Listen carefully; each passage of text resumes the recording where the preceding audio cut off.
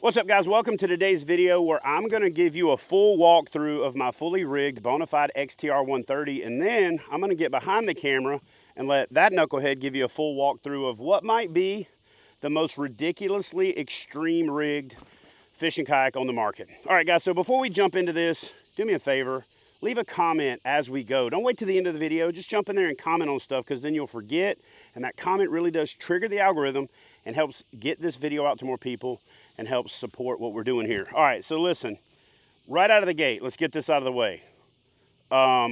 This right here is gonna cost the same amount whether you own a boat or not. These graphs are gonna cost the same amount whether you're on a boat, and that motor in the back is gonna cost the same to put it on a boat. And all of that stuff is tied to a kayak that's gonna cost less than your boat. So for all of the clowns that are just gonna get there, and you're not gonna be able to help yourself, you're still gonna do it. Just buy a boat. If I buy all the stuff that goes on this kayak and the kayak is less expensive, it's stupid to say, buy a boat, when the boat is more expensive, and then every time I operate the boat, it costs me more to operate it. So now, let's jump into the walkthrough of my Bonafide XTR 130 fishing kayak. All right, so here we go. Right up front, I have got the power pole micro anchor mounted to the front, and what I did is I took one of the original like old spikes and I just cut it down on the end with a hacksaw, and then just used a Dremel tool and sharpened it on concrete to kind of round it off. Originally I was using this as like my river pole so that I could go under trees and stuff like that, and when I wanted to fold it back, it didn't stick all the way back in the cockpit. What I like about this setup is I can anchor in the front when I'm sight casting. I can anchor in the front in current. I can put it down when I'm using the rear motor in deeper water, and it keeps the nose from kind of wanting to search around. It's not quite spot lock, but it's pretty close. And the way I've got it mounted is, this is a prototype mount from the folks at Ketch, as you can see here. And it's just a little quick release. You just push these levers back like so, undo this, and then pop that off, and the whole system comes right off. It's a quick release plate, and then this is pretty much the same plate you would use to mount a bow mount trolling motor, and pretty much the same concept. You just slide that back up, fold your little wings out, go like so, grab that and lock it. Now, I will say this is a prototype, not available yet, probably fall of 2025. So if you go looking for it on the website, it's not quite going to be there. I'm going to bring my booty end of my boat back around a little bit, and just give you, like I said, bow to stern, full walkthrough. Oh, actually right here, kind of indiscriminate, out of the way, I've got my Guardian Angel. What's cool about these Guardian Angel lights, and when I get back in the cockpit, I'll show you how I rigged up the original nav lights, is it's one touch and it turns them on, and it just literally turns on my stern light and it turns on my bow light. And you can take this thing and pop it off and stick it anywhere there's a magnetic base. They also have a number of mounting options, like you'll see when we move over to Austin's kayak, and I'm actually working with them now to develop a 1/4-20 mount where you can put it on top of poles, on top of camera mounts, and give you just a lot more mounting options. So this is great for low cost, easy rigging, and move it from boat to boat. Nav lights, and again, that stern white light, which I have found the happy accident is, it's unbelievable for night fishing, because I have one touch, turn the lights on when I need them, turn them off when I don't. And I've even got a strobe effect where I could hit the strobe if a boat's coming towards me and they just don't happen to see my white light. I also have another one right here on my Yak Attack camera pole that is just popped onto one of their little 90-degree mounts.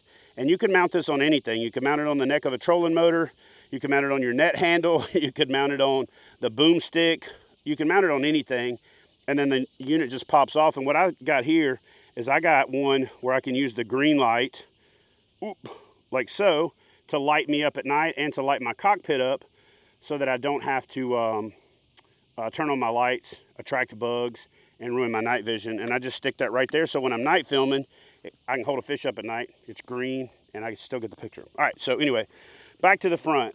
Right now, I don't have anything mounted in my power link plate, but as you'll see when we get over to Austin's kayak, we got the power pole move. He's been doing all the testing and evaluation, but when we picked up the power pole move, we actually picked up 2 of them, because ultimately I'm going to rig my boat out with a power pole move so that I can do the bow mount stuff for dog days of summer when the fish are offshore and in the winter time, and kind of expand my repertoire and experience, and just get better at bringing you guys insight on what products you should and shouldn't buy, or why you should or shouldn't buy them. So in the heart of my system, I've got my my electrical in my forward panel. I'll move my net out of the way for just a second, just like so. Well, I just didn't have to take it off, just we're good. So one thing I like to do is cut a pool noodle spacer, put it on my lid so that if I do happen to flip the kayak, then my lithium battery is up out of the water. And I only do this on calm days. On days where it's rougher, if I'm going offshore, I will put my battery in a dry bag. Right here, you'll notice I have a C-Clear harness tied to my electrical system, and I've also got an isolation switch so I can turn that on and off. That powers my cheater box. It powers all my grass. Actually, it powers pretty much everything on my boat, including right here, this little second setup is tied into my Kayak power system. Now, I do have my forward-facing sonar setup right here. I took the transducer off and threw the pole in the shop because I'm really not using it right now. I'm more, you know, frog fishing and saltwater fishing, or shallow water sight fishing. I always have a pump in my kayak. If you don't have a pump in your kayak, you are wrong. I also have some pool noodles shoved down on the inside of my kayak that I can get to if I really need them, and we'll talk about that more in the how to flip your kayak video that I'm doing an update on today when we're done filming here. So click the link in the description box and we'll link that up as soon as that video is available as well. But you should always have a high volume displacement pump inside of your fishing kayak. It's just one of those things, whether you need it or you're fishing with a buddy who knocks a hole in their boat or cracks a scupper or something, this can be a lifesaver. I don't trust electric bilge pumps because they're electric bilge pumps, and anything electrical that you don't use on a recurring basis, it's not going to work when you need it to work. So just go with the manual pump. I put one of the Bonafide computer plates in here. I like this computer plate for a couple reasons. One, I can mount the brain on there. I've actually got some stuff mounted to the back side of it for my house electronics. The Kayak Power base I've got mounted to the back side of it, and then I've got a lot of wiring just kind of bundled up and cleaned up on the back of that computer plate. That computer plate is awesome because you can fold it down and take it out if you need to make electrical updates. So I'm a big fan of that. It also adds a bunch of structural rigidity here. So if you happen to be a big dude and you're going to stand up on the front of this boat and walk around, I'd grab that computer plate just for reinforcement. Anyway, I like to put that right there. That way when I close it up, I push down on the thing and lock it just like so. And that battery is going to be held to the bottom of the boat. So if it flips over, those leads are up out of the water. Because you guys have seen those videos of like a Tesla in a storm. Lithium and water do not go together. So make sure you either have your battery in a dry box or have some way of making sure it's not going to end up submerged. Going back over here, I'm going to throw my net back up here. The way that I like to have it is I like to have it set up right here, because unlike Austin and even my buddy Gene, I don't like to try to fight around behind me. I like to keep my eye on the fish. I like to keep the fight out in front of me. I can just reach down, put my hand in the cradle, pick it up, net the fish. And also when I'm stand-up fishing, it's right there. Because if I'm stand-up fishing and my net's way the hell back there, I'm not nimble like young Junior back there. So I just like to have my net up front and it's clean and out of the way. I'm gonna go ahead and put this back down to hold the boat.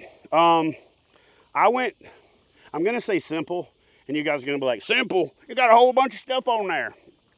And just last night, I had some people asking about this mount. I'm really pushing on this thing to get any wobble out of it. But if you see right here, there's almost no wobble. The way that I accomplished that is I took these bases and I actually made the base here about a ½ inch over before I tightened it down. That way, when I loosen this base up, like so, and I pop it out, I kind of have to like force it down in there to lock it. So if your captain's bridge gets a little wobbly, just take your bases, spread them out about a ½ inch on each side and crank them down with the Yak Attack tool. And then when you pop it in place, it'll get rid of almost all of that wobble. So that's a big tip, and it actually came up on the Bonafide XTR 130 forum last night, and so I figured I would bring that up today. So what I've got mounted on mine is I've got two HDS 10 Pros. I'll be honest with you guys, I've used electronics sparingly over the years. I consider myself something of a structure scan guru, but the kid behind the camera back there has really lit my fire on getting better at electronics, and I've learned more from him in 2 years of fishing together with these better electronics than I did in the 20 years of using them before that. So on my captain's bridge, I've got a lock and load base in the center, a 4-inch extension to a 4-inch extension to a mighty mount, a panfish portrait from Yak Attack, and then one of the new Yak Attack camera holders, good Lord, phone holders. That way I can take my thing, pop it off like so, and just stick it in right there. And I've got a forward-facing camera. If I want to watch a game, if I want to watch some YouTube videos, if I want to film myself from the front direction, and then I can also set up a camera right here on this magnetic base. And then I've got the forward filming options. And then if I don't want it in the way, I can spin it around, or I can just loosen this knob up like so and just fold it down out of the way. So one of the cool things about Yak Attack, I picked up the bridge mount from Bonafide pretty much right out of the gate. And then I mounted one of these mounts right here before I realized that I could put that there so I could light my cockpit up with my Guardian Angel light. And that has been working amazing. So, and still sometimes, if I don't want it shining in my face, I'll put it down here so it'll illuminate the cockpit. And it's just easier than a bunch of wiring. All right, underneath here, I don't have a bunch of stuff. I throw my graph covers, a couple of spare parts in there, some leader material, and an extra battery. When you guys look at Austin's boat, you're gonna see that he made much smarter use of that space. And you want to talk about 1 second, just for the viewer? Okay. Open that back up. Why you didn't put your plate back, and then why you don't actually really need to put the plate back on the... All right, so a couple things. One, the biggest reason I didn't put the plate back is we are constantly in test and evaluation mode. Like, our job is to get stuff, try it, test it, so we can give you guys the best advice on what you should spend your hard-earned money on. So I was running those wires through the PowerLink plate, using the Yak Attack pass-throughs and all that stuff, and then I realized, man, that is inside of a dry hatch, underneath the deck. I don't need that plate, and I especially don't need it while I'm still configuring and reconfiguring everything. And if I want to pop my forward-facing sonar off and take it over to my PWR, then I don't have to take the Yak Attack pass-through off, feed the cord back through. It's just easy for me to disconnect it from the box, take the cord out, and take the transducer over and put it in my other boat. So then the Ethernet cable and the cable for the actual transducer itself comes through that pass-through as well. So real simple, real easy. I don't have to worry about moving things around. And I've only got 2 screws in my brain box for my cheater box. So I can just pop those 2 screws out, and then I can take the brain box over to my PWR as well. So 2 graphs, nice and easy. I got long arms, kind of like I'm built like a bullfrog. Got long legs, long arms, and a little short, chunky torso. So I can reach up there just fine, grab everything that I need. But I do a lot of stand-up fishing. So if I want to rotate these down, I can rotate them up, I should say, to where I can look down and see what I need to see. Austin's rig, completely different, really specialized. So you guys are definitely going to want to hang out to the end of the video to see that. But what I also like about this system is I can disconnect all my cords. I can pop the whole bridge off, take these cords, throw them in through this gap right here, and now I've got a clean deck, and I don't have to have a bunch of stuff on the boat. So if I pop the batteries out, pop the bridge off, throw the cords under there, I've literally cut almost 60 pounds out of the front of my boat. So real simple, easy way to configure and reconfigure. With Austin's boat, he's pretty much stuck with that configuration. There's really no paring down that boat. It'll take what do you think? It'll take like a week to get all that stuff off of there. I also like my cockpit nice and clean. One of the things that I've really learned about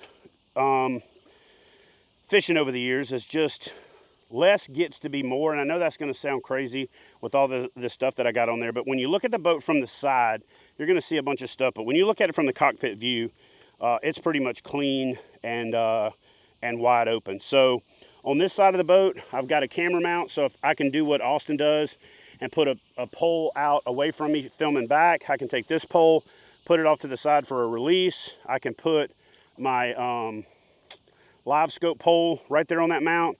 So the lock and load system is pretty cool in that it gives you a lot of flexibility. And this is just mounted to the built-in lock and load base receiver that's on the PWR. It's just a really cool, easy, clean. Okay, actually, you know what? While you're doing that, I'm going to show something else. Yeah, so it's just basically a threaded shaft that goes into that hole, and then you have this keyway to orient your base. And so you just take the screw that comes in it from the factory, line your keys up like so. Yep. Line your keys up. And what I tell people is to put the keyways in line with the load.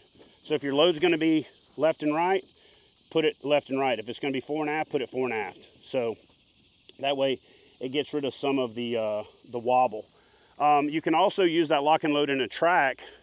Instead of putting the teeth in the track, which is the way they're supposed to go, pop the teeth off and turn it out to the side. So when you screw it down, it actually stabilizes on the boat, and it'll get rid of the wobble that's actually inherently built into the track. And that's one of the things that I even did, you know, with my captain's bridge up front. Got my Torqeedo throttle mounted right here, again on a Yak Attack Torqeedo throttle base. Got it on a track right here so I can move it around if I want to. I can pop it off and put it in different places. I actually pop my Torqeedo throttle off, move it up here to next to my grass so that when I'm stand-up fishing, I can actually use my stern mount motor. And a lot of people don't think you can do that, but for me, it's real easy because I can put my toes on the foot pedals when I'm standing up, and if I want to go left or right, for the most part, I can just put weight on one foot, and that's just enough to turn it. But if I really need to turn it, I can actually just push the pedals a little bit forward and a little bit back, or I can just reach down and turn the pedal a little bit, get on the new heading, set it back, and I'm good. So I use my motor standing up quite a bit, and this new Torqeedo throttle has a long cable on it. So I can actually pop this off, like I said, and move it up here. So when I'm stand-up fishing, it's right there where I can reach down and grab it if I need to. And I always have my kill switch, just like you should, attached to my PFD. See people attach this to the boat all the time. If you fall off the kayak and it's attached to your boat, the boat's just gonna keep on going, and some guy's gonna find it and hit the kayak lottery and load it up and take it home, and you're gonna be out there treading water with no key. This key should be attached to you. Or you're gonna end up like the dude at ICAST a couple years. Exactly. I just stick it in my pocket, just like so, and then when I jump in my seat, I pop it right there, and it invariably saves me a lot of, actually, here's a little tip for you right in the middle of this deal. If you are sitting in your kayak and you're fishing and you're not planning on using your motor, whether it's a Torqeedo or any other motor, you're going to inadvertently hit this throttle. Now, this new throttle mount has got a really good lock detent in it, but the old ones had that little arm and you always inadvertently hit it. So what I do is take this little loop right here and hook it over the old Torqeedo throttle, but on this new one, I just kind of drop it through the hole and take it off. That way when I need it, I can grab it real easy and boom, it's good to go. But if you're going to stop using your motor, take it off and just drop it through the gap, just like so. Then when you need it, you can just reach down, grab the cord, stick it on there, but you want to disconnect your kill switch when you don't want to inadvertently hit your motor, because if you inadvertently hit that motor and you're out of shape and it's turned broadside, it can throw you off the boat. Out of position. Out of position. What did I say? Out of shape. Well, I'm out of shape too, but you know what I'm saying. So anyway, I keep that in my pocket when I'm not using it. I like that throttle right there where it's easy to intuitively just reach down and kind of make adjustments like so. By the way, I actually love this new throttle. It's lit, it's backlit. You can change the brightness, you can change the settings, and it feels like the throttle on a freaking jet. I mean, it's literally, and it's substantial. And it really locks to the base of the mount that Yak Attack makes better, and it even comes with a cover. So I put this cover on there, and then I just put a little bungee cord here so I can strap the cover down during transport. So just a completely upgraded system all the way around. Like I said, I just popped the cover on there, and then when I get ready to go, I take that bungee and just, well, here, I'll just do it. I take this bungee and just stretch it over the top of it, and then it's not going to come off. Just like so. And then I just put a little lanyard on here. It doesn't come with the lanyard, but it comes with a little hole for a lanyard. So put that lanyard on there, and then you can just pop it right there. So when you're not using it, you don't lose it. We're right here, why don't you talk? I was going to say that. Look at you, bro. So while we're here, my good buddy Greg Massa from 3dyak.com keeps surprising me and with new products. So I have the Millennium Seats side caddy, but it just didn't fit all of my needs. You'll see that on the other side of the seat. I'll spin it around here in just a second. But I kind of gave Greg an idea of what I wanted, and he made the scissors holder, the pliers holder, another tool, scissors holder for the front. This is my more chopping up big stuff. This is my more, cutting braid or cutting the skirts off of lures and things like that. And they're all on these micro leashes. I love Bubba Tools, love them. But their leashes are not great. So I go to the micro leash from Rogue to protect my investment. I don't understand why you make like a super high-end premium tool and then put like a cheap leash on it. So the least expensive insurance policy you can buy for your phone, your whistle, your tools is to grab a pack of Leash Its by Leash Its micro leashes. Guardian, I think is what they're called, from the folks at Rogue.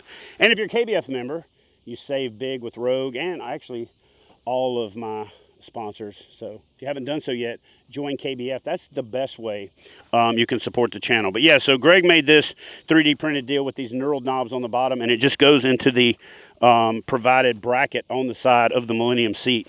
So while we're talking about that, I'll just go ahead and spin it around and show you what I was talking about. It comes with this caddy. And so I've got... Does not come with I'm sorry. it.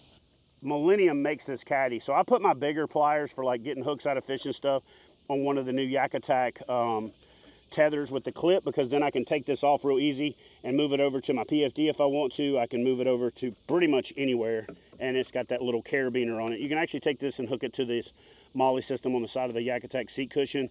It's got a little cubby hole right here for miscellaneous stuff.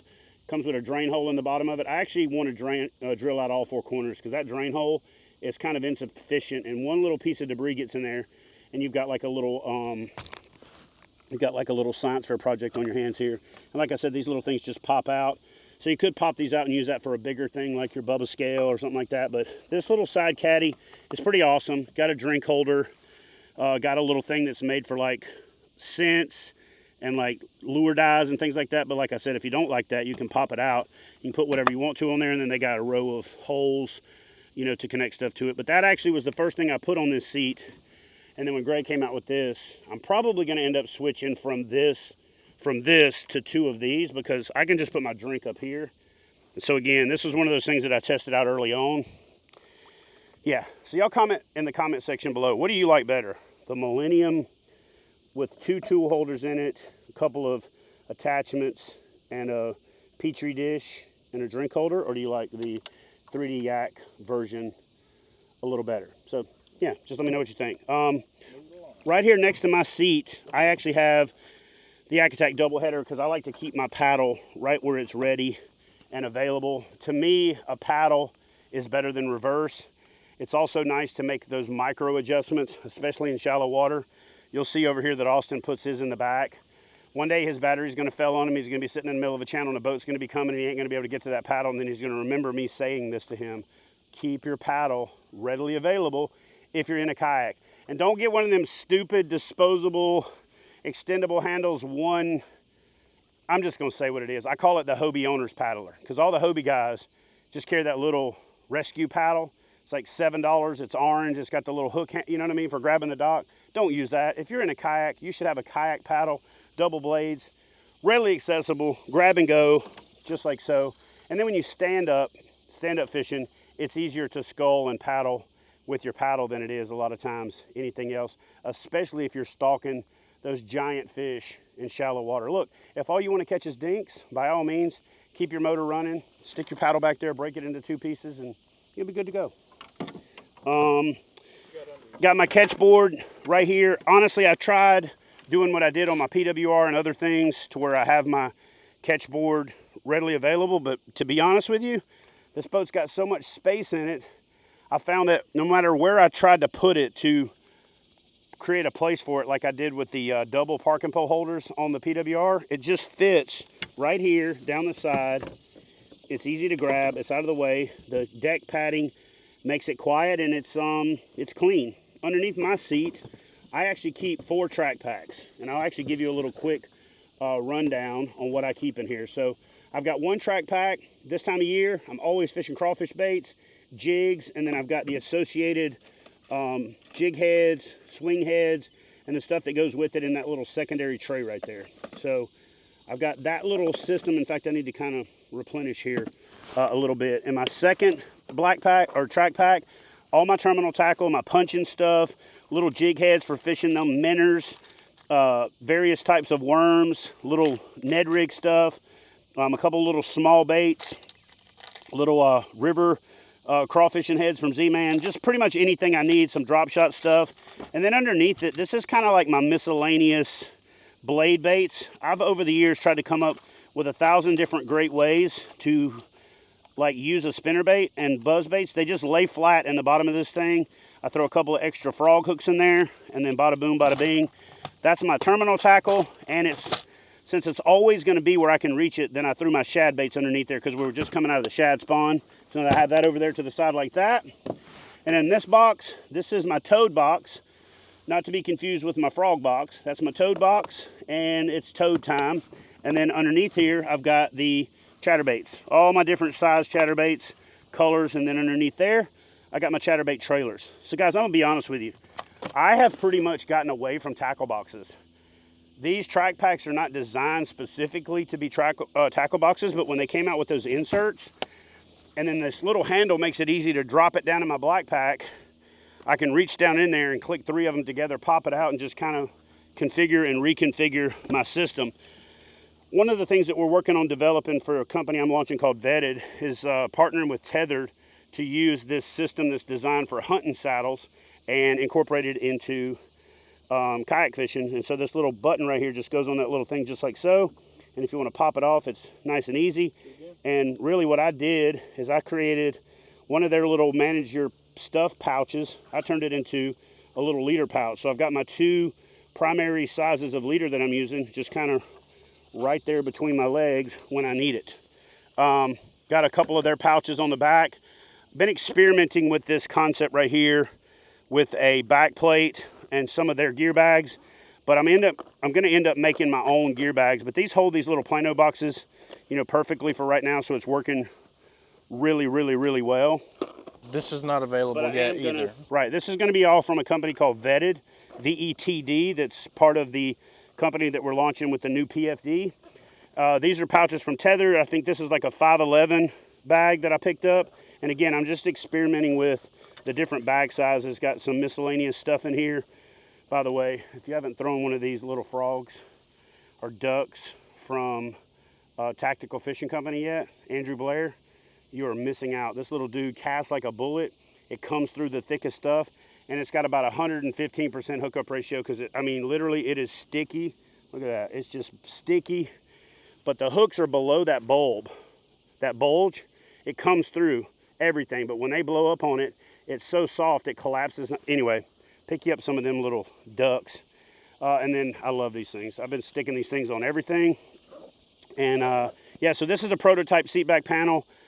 I think what we're gonna end up doing is going with a soft panel, so you can have a full one up here, and or half up at the top and half at the bottom. We'll call it the half back and the full back. And probably fall 2025. One other thing that I did to my seat is I put this elevated base on here. And that elevated base is also a quick release, because when I end up with a couple $100 worth of stuff on my seat and I'm staying at a hotel or I'm on the road traveling or whatever, or if I'm just parked at the gas station, I don't want all of this stuff there, so I can pop the seat off and throw it in my back seat. But also with that 2.5 inches of extra, 2 3/4 inches, almost 3 inches of extra height, man, you are literally like you're sitting in a chair at home. Now I'm 6'2", but if you measure me from my waist down, I've got the inseam of somebody that's like 6'4", 6'5". But let me show you this. Literally, you're fighting a fish, you need to stand up to get it over a log. It's hands-free sitting and standing. And I can genuinely say, I've been able to hands-free stand up in the PWR, not so much in the SS127, but so far this is the only fishing kayak, you know, again, it's approaching boat or skiff, that I've been able to do that. But if you're old like me and you're getting a little less nimble, that little 2.5, 3 inch riser from Millennium through Bass Pro Shops, I believe, is the only place I've seen it. We'll put a link in the description box for it. It's a game changer. One, it's a quick release to pop your seat on and off, and it also, boom, easy stand up, easy sit down. It just makes a boat that's already the most comfortable boat on the market that much more comfortable. Coming on back, I've got, I mean, always, got a little lunchbox right here. Various things in here, from coffee shots to energy drinks to, let's see what we got in here today. Make sure, I gotta check for, okay, cool, that's what I thought. Got some bigs. Man, if you ain't using these things, you gotta get your life right. Especially this flavor. Spicy deal. What's your flavor? What's your big flavor? I got them all. I literally have it. But what's your go-to? The Taco Bell ones. Taco Bell. Again. Or the Old Bay. Oh yeah, but these spicy deal, man, I'm on a spicy deal right now. And then these were brought by a buddy of mine, and they are not for the diet. I am proud to say I have now gone on 3 fishing trips where I did not consume these, and they have just been in this bag, but they talk to me sometimes. They're like, "Psst, hey baby, hey, I'm in here." These things right here, I don't know what they put in them. Probably crack salt. I think they have crack salt in them. Honestly, they're only 140 calories, but it's a lot of a lot of insulin spike, a lot of carbs anyway. And then the other thing that I like to do is I like to put my dude wipes in the refrigerator or the freezer the night before. And it gets them a little, they don't freeze, but it gets them a little colder. And then when you throw that in your little lunch cooler, one, it acts like a little bit of an ice block itself, but man, they're actually, you know what, hold on. We're not just gonna talk about it, we're gonna do it, right? You take these things, and look, I'm just gonna show you something. You might wanna play some like slow motion, like Barry White, let's get it on. I'm telling you guys, this right here, you see how I'm sweating already? Like I stole something? This stuff right here, watch this. Coming out the freezer, whoo! Let me tell you something, son. Get a little neck rub down, get the little under neck, the little fat jowl right here. By the way, a beard is a face sweater for fat people because you can kind of cover up your little second chin. But look, man, if you're having a long, bad day, this is a reset button. And I'm gonna tell you something else. This is probably oversharing. They probably should have called these things doo-doo wipes instead of dude wipes, but you don't always use them for your doo-doo orifices. You can wipe your face with them and stuff, but I'm gonna share a little secret. This might be oversharing, but if you're having a bad day, you don't even have to take a crap to do a little butt wipe, especially if you get in a taint region and do a cold dude wipe, kind of run across it, bruh. If you 4 hours through the day, that's better than a cup of coffee. It's a reset button. It's a refresher. It kind of opens up the breathing system. I think you breathe better when you wipe your undercarriage with a cold dew wipe. Now, I've been on this herbal relief tip.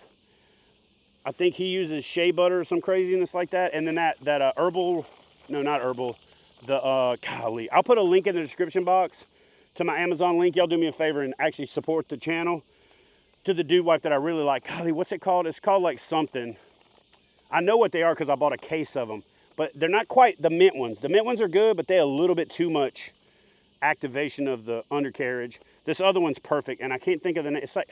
It's a weird name. I'll put it on there. Anyway, that right there, Yeti cooler, frozen dude wipes, or refrigerated dude wipes, best thing ever. While I got this out of the way, the new Torqeedo battery is bomber. The cord is one hand twist and lock, and then the cord to the throttle connection is awesome because it's easy.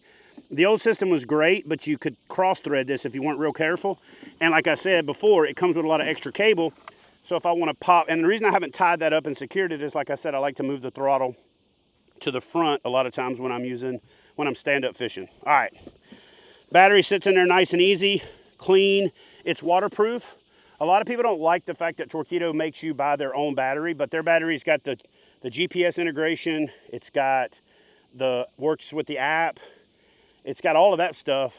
It's the most value-driven lithium battery. In fact, I think they should make lithium batteries for everybody, but it's waterproof. So that's one big advantage. And back when Torqeedo came out, there were no other consumer lithium batteries ready, and it doesn't make sense for them to go backwards to reverse engineer their system to work with an inferior battery. So back on to my black pack. Moving on, squirrel. I'm going to tell you guys about this. Normally I have all of these rods in the rod holders back here until I get out fishing. And once I get out fishing, I'll usually have a couple of them laying horizontal. I'll lay them right there on the side. I'll stick them in the side mount and put the tips in these little tip protectors that Hans designed into the boat right there, and just lay it on the side. You don't even really got to do anything other than just lay it right there, and it ain't going anywhere. I actually took those little hook mounts that come with the boat off because I found that I don't even really need them. The rods just lay there. And a lot of times I just put them on the inside of the two lock and loads, and it just keeps it from going anywhere. And again, I don't have 4 or 5 right there. I just got 1 or 2 on each side. So yeah, so that's now out of the way, and I'll walk you through my black pack. On top of my black pack, I've got my camera mount. My camera mount is a little different. I went away from the boom stick to just be able to use this as both a selfie stick and to move it around a little easier. And just put a lock and load to a gridlock base. I've got this new Yak Attack dry bag with my battery in it, because I'm going to tell you guys the 2 things that don't mix is lithium and water. So you want to have that lithium battery with those exposed leads inside a dry bag, and it just so happens that these Yak Attack dry bags are perfect. Got the little strap on there, and I hooked that around my deal. I've got a Gridlock Mighty mount, 8-inch extension, 8-inch extension, 4-inch extension to a Panfish Pro. Good Lord, Chad. Panfish Portrait, the short one, and it just gives me a lot more articulation options. I can kick it to the side and change the angles around, and just really just gives me a lot more options. I put the pole here from the Guardian Angel. There's a flag that you can put right here if you want to, but it kind of swings around and gets in my camera view, so I have it inside the boat if I need it. But then that allows me to mount that light up there, and you can turn the angle on the light. You can turn the orientation of it, and again, because it comes with this included remote, you can just reach back there and pop it on and off with the remote. I mean, this right here, man, the whole turning your lights on and off so you're not wasting your batteries, or so you don't have to get out of the boat to turn it off, is freaking genius. You know, and again, you can change the orientation. You can pop this off and stick it on your PFD. You can stick it on your hat. You can actually put it on a headband and use it for a light. So again, these things are freaking awesome, and those magnets are strong as grim death. I mean, they lock down and they hold. All right. Once I get out on the water and I kind of decide what box I'm going to the most from my either underseat or inside my black pack, I will take that box and move it to the top. So inside my battery box right here, I'll have to pop these 2 rods out of the way. Like I said, when I get out on the water and I start fishing, I'm gonna have these laying up in front of me anyway. So when I fold this back, you'll see I've already got my in use spicy deal right here. In use, like I'm in the middle of using them. Got some GoPro stuff thrown in here. Got one of my Frog Togs soft-sided worm binders. These things are bad to the bone. They're awesome. So love those deals right there. Probably got like 7 or 8 of them. And then I just keep different plastics in them. What I like about them is with that outside pocket, I can throw one example of what's in there. So when I look at them, I go, oh, that's my missile baits binder. And then I can throw like a Yamamoto on here and go, oh, that's my Yamamoto binder. So that system works out really nice. And then like I said before, I got a lot of different black pack stuff in here. I just love these track packs because again, I don't got to dig and fight. This new first aid kit, a lot of times that's what's going to be sitting right there, or it's going to be where I can get to it relatively easily. Something I did the other day that I think is pretty cool, and I'm not saying you have to do it, but you can take these 4 screws out right here and switch your lids around. So you can kind of mix and match your stuff so that it looks a little different. And then what that also does is it allows you to go, okay, that box with the green on black is this, and you don't even have to use the little labels. I know this is my camera box. So what I did is I turned this box into my little camera box. Got my chargers, got my GoPro batteries, got my backup cable, got my charging cables, and everything's nice and inside this box. And it's pretty much waterproof. So that's my camera box. And then like I said, I'll throw that up there probably 99% of the time. But if not, I'll throw another black pack up or track pack up here, but then I can also put one on top of the other. And so that's what's awesome about these track packs, is you can literally pop them together. You can use one, you can use three, you can use two, and then for the most part, I mean, we'll just go through it. Let's just see what we got in here. I'm gonna keep different stuff ready to go. This is my top water, I don't wanna say frog box because I use these walk the dog style hollow bodies. This is pretty much my top water, shallow fishing. I told you guys earlier about the tactical fishing frogs. That thing right there is money. This little black one he makes right here is absolutely bomber. I usually trim the legs on my stuff. I never trim them that short, but this thing walks the dog like crazy. Tie a loop knot on it. Anyway, that's my frog box. Next box down is this new terminal tackle thing that Yak Attack just came out with that fits in there perfect. What this is you got a couple pockets on the inside for small stuff. I got some backup weights, swivels, got some hooks in here of all different sizes, styles, and shapes, and it makes getting to your terminal tackle, split rings for rigging up your R-bend trick on buzz baits and spinner baits. Anyway, just one of the cleanest, easiest, nicest setups I've seen for terminal tackle management. I can clip that to the back of my seat. I can throw it under the seat. I can put it in the cockpit, but it fits in a track pack perfect. And then like I said before, this is another first aid kit. You're saying to yourself, dude, why you got two first aid kits? Well, I usually give one to the person I'm fishing with. And so because I fish with a lot of people, I'm generally gonna have a little bit of overkill. So that is my black pack setup. Really love these new deals right here. It looks like it's just one big pocket, but what it is it's one oversized pocket in the back.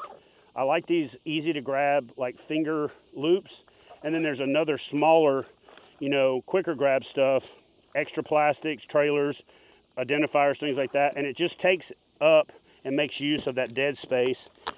As you'll see right here on my lid of my black pack, I got my argument settler holder right here, a little pew-pew, you know, can't say it anymore, but you know what I'm saying? You put your little argument ender. It just, you know, you know. It just, I-K-Y-K-Y-K-Y-K-Y, whatever. I throw some of the, like, what I'm gonna grab the absolute most right up here. Quick grab, right on top. Love this system.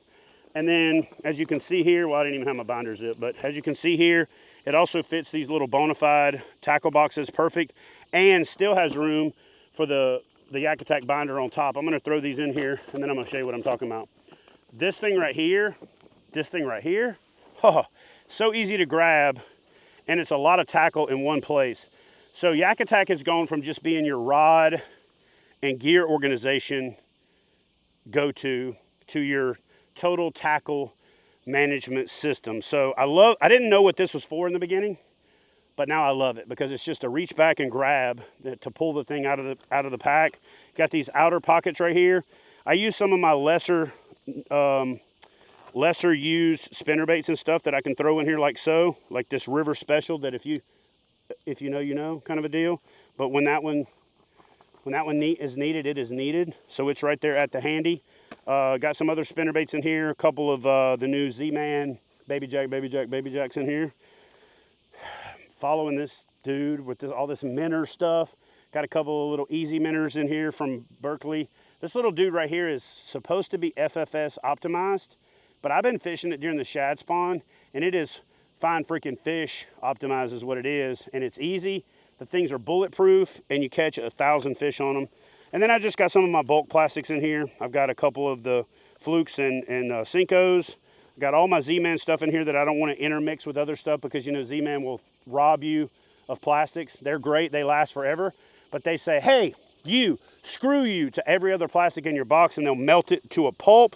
And then on the backside back here, I've even got more, you know, reserve backup terminal tackle, things that I might, a little bit more specialized, Nico rigs, wacky rigs, things like that. But again, just a really sick system for managing your tackle. Pop this dude back in here like so. Fits in your short stack perfectly. It also will sit right on top of your other stuff in your black pack. So if you put 3 track packs in here, you can actually put that binder right on top of it, and that works nice. I like this stuff to be like kind of tight going down the road so it doesn't bounce around.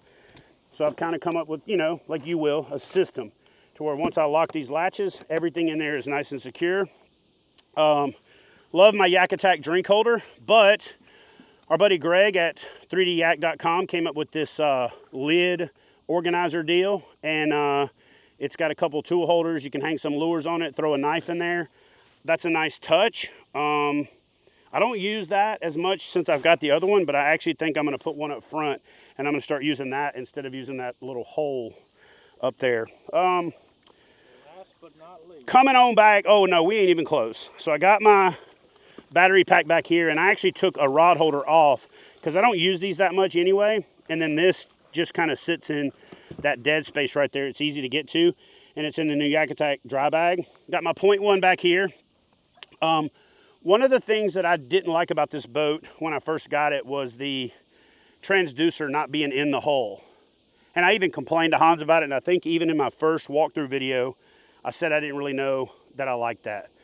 But when you think about how big this boat is, it wouldn't be next to impossible, it would be impossible to get to a transducer on the bottom.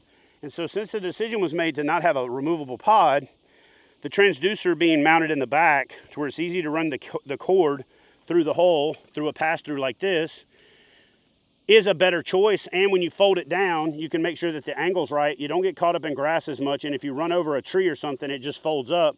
And then for transport, I actually just tied a bungee loop around my handle, and I just popped that bungee loop over the top of the transducer, just like so. I got it tight. But you can just pop that back up, throw it back on there. I'm not even gonna use it. Just put that bungee over the top of it for transport. And the reason you leave that little tail on there, like you notice Austin was struggling with it, is this is actually what you grab when you want to pull it down, is you use that little tail end. Torpedo, this is the 1104 or the Ultralight Adventure. Just got it mounted directly to the boat for now. I may end up extending it back like I did on the PWR, but so far it's performing great, and there's plenty of room over here to mount side plates for my power pole. So because I've been shallow water sight fishing so much, and that power pole's been doing really good in the front, I haven't configured it in the back yet. When we get over to Austin's boat, you'll see that he's already put one of those plates on there, but we'll go ahead and finish up my boat. This motor right here is by far the most superior, the quietest, the most reliable. It's got the best prop, it's weedless. Everything about this system is bulletproof. So if you're looking for the ultimate in stern mounted power, you can't go wrong with the Torpedo 1104 or the 1103 if they're still available. And, you know, support the original. They were the company that started powering fishing kayaks. So, all right, on over to here. I've got a couple of tie downs. I want to talk about this Black Pack tie down. I use the handle, a vertical tie down, and then just use one of the 3-inch or 3-foot Yak Attack straps, and that thing ain't going anywhere. Talking about the whole camera mount thing, I actually mounted an additional Yak Attack gridlock over here so I can move this base over to here, and then I can move the camera over to the side and shoot it from the side.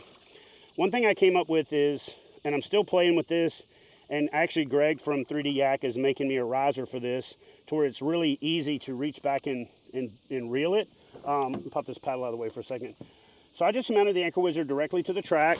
I created this little loop right here so that when I'm traveling down the road, I don't have to worry about the handle coming undone, and it keeps it nice and secure and out of the way. And if I'm not using it, this handle doesn't end up over to the side and in my way when I'm fishing. So that right there kind of pulls double duty. When I am using it, I actually put the Yak Attack cradles on here because they're a lot better, and you'll see them on Austin's boat. But then when I found this window weight and decided to start using it as a rear anchor so that it could drag through grass, I decided to go back. And so I just keep that little thing right there. When I get ready to drop the anchor, I just loosen the handle up, give it a little slack, and it just falls down. And you're gonna say to yourself, man, there's a lot better anchor options out there. And that is true, but this anchor is designed to drop down into grass and hold me in place. But if I wanna move forward, I can just move forward a little bit, and I don't have to pick it up and put it down because that bullet shape allows it to drag and slide through the grass nice and clean. And then, like I said, I just take this bungee when I'm done, hook it over that vertical tie down. A lot of people don't realize this, but the side of these vertical tie downs is actually designed to grab bungee like so. So, little hidden benefit built into that Yak Attack vertical tie down. Put a little piece of bungee through there, ran it through the base and tied it off just so if I'm going down the road, I don't have to worry about that thing bouncing out and murdering a family on the road behind me. So I'm going to pop that back on there just like so. And guys, that is my setup for my Bonafide XTR 130, the most ridiculously stable, ridiculously comfortable, and all around best is the right word, fishing machine on the market today. And again, for all of the clowns out there, though, you buy a boat. The boat is more expensive and all the other stuff costs the same. So it's stupid. Now, I'm gonna turn the camera around to that knucklehead when you can really get your fingers stretched out and do this right here and crack your knuckles to get on the keyboard and say, you should have just bought a boat. Because he might have, should have just bought a boat. Anyway, well, give me the camera. All right, guys, so check this out. Yesterday, right about the time this dude was getting into his flow, doing his walkthrough on his XTR, which is now back in the water, yours truly busted his ass. I'm gonna get to that. He's so excited about rolling this clip. So anyway, I busted my ass. I'm talking about like whoop whoop, like almost like as bad as the boat ramp thing, but I did protect the camera at all costs. I think I pulled a muscle in my back, and then for whatever reason, the jarring, the impact or something jacked up the audio for the rest of the video. So now we're back out here. He's got his XTR laid out, and we're gonna jump into the walkthrough of what I think is the most advanced XTR rig in the game. So let's get it. Here's a good little profile establishing shot of this monstrosity of a rig. And from the outside looking in, it looks a lot more cluttered than it actually is. So we're about to get him to bring it over here, like about here. And then we're gonna kind of walk through his entire system. There's some really clever stuff that this young one has done come up with. So here we go.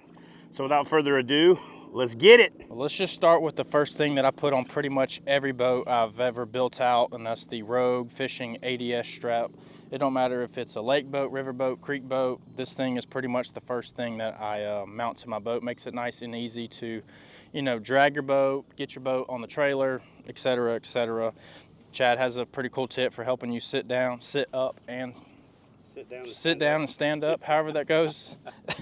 But up here we have the beast, the Power Pole Move PV 36-inch shaft, and we've got it mounted to a Ketch quick, and I'll just show you how quick it is, because you just pull this little pin out on this other side, pull your little U-shackle out. It's pretty, the boat won't go with me, and it's just mounted to that. And the cool thing about this, the system between the Move and the Ketch plate, is between the buying the motor and the plate, it's got everything you need for the hardware. All the hardware for mounting this comes from Ketch, and the hardware actually included in the power pole mount for, you know, the original stock stuff is these 4 little bolts, and they come with the power pole, so you don't have to go anywhere to find any extra hardware or do anything, you know, crazy. These 2 little bolts you see right here is something we're working on just to stiffen up some rigidity, but that is for a future date and a future video, so be on the lookout for that. I'm gonna put this pin in and put my cotter pin in before I damn, that was the magnet. You'll take something metal and kind of swing it around until it clicks to it. Anyway, here I am. So we're gonna clip this right here to we'll see how we'll do it. That'd be good. Should be good. Whoops. Anyway, put that back in, put this cotter pin in. We'll get on Amazon later and buy a magnet later. What's next? How we have this thing powered is just a Marinco 70 plug. This is pretty much the plug and receptacle I've ran on my last 2 builds. I've had 0 issues with them. So love that thing. You just got to match your wires up in the inside and on this one, because it's a 3-pin and it's only 2 wires. So what's next up here? Oh, talk to them about what you told me. No, about the cord. Tell them what you told me about the cord. Oh, the cord. All right, so from the manufacturer, this cord is about 28 inches longer. But a recommendation I do when you first build out a boat, or when you're first, building something new, is leave, for that first couple of trips, leave this as long as it comes from the factory. I know you're getting excited. I get excited too, to just cut it, make it nice, clean, and neat, but leave it to that original length. Do a couple trips, because you can sit down and you can think of so many things, and you may think you want your plug somewhere. Now on this boat with the XTR and pretty much all Bonafide boats, the power link plates are the best place to put your stuff. But depending on your boat, you may go out, put this plug in, and then go, crap, I don't like it there, or I just want to move it a little bit. And the last thing you want to do is take this thing apart and, you know, have to put a new power cord in. So, but the next thing, the cool thing about this, actually, let me get this back around the right way. Next thing on this motor that's pretty cool is, you know, as kayak anglers, we don't have the luxury to just get all the way up to the front of this motor to either stomp a foot pedal, pull a foot cord like you see on bass boats. So PowerPole has the brand new Kayak kit. It's very simple. Just got an L bracket right here that you mount to your existing foot pedal. And then it's just got this little shackle with a pull cable on it or cord. And then it's got one more bracket that you mount right here to the head. And that bracket right there is super easy to mount. It's just 4 Phillips screws, and then another pull cable that goes to this side. And then it comes with 2 nice cables with 2 grab handles on them that are very comfortable. Get that leverage to pull that motor up. Makes it nice and easy to, you know, you pull one to unlock the motor. And then since this is I don't even know what this type of trolling motor is called, but the ones that come through the body, you have this little shackle right here. I'll show a B-roll clip of me actually using it. And then once you unlock it, you pull this down, and then that trolling motor head gets pulled up into its body, and it's ready to go down the road or whatever you may do with it. To this trolling motor, I did something different.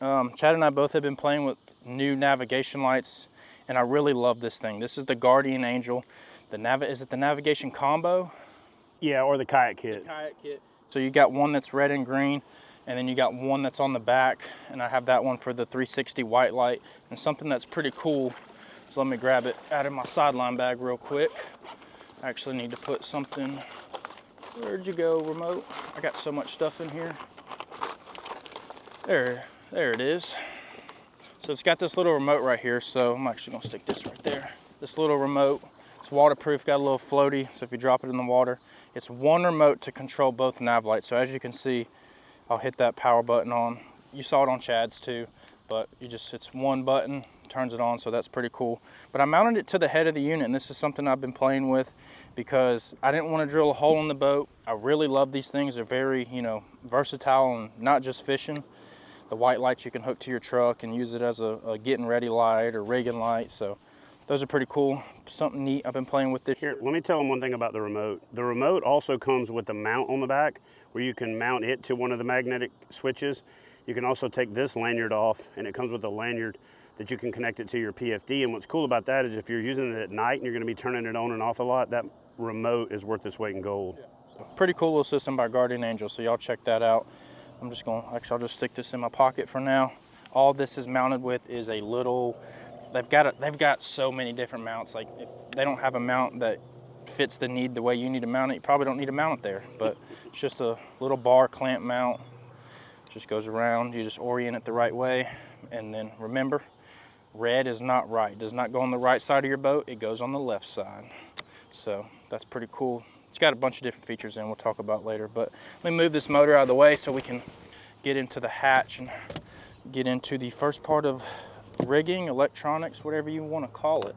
So in this hatch, I have a Yak Attack dry bag. I think this is the 10-liter one. This time of year, it's summer right now. Obviously, as you can probably tell, I'm sweating.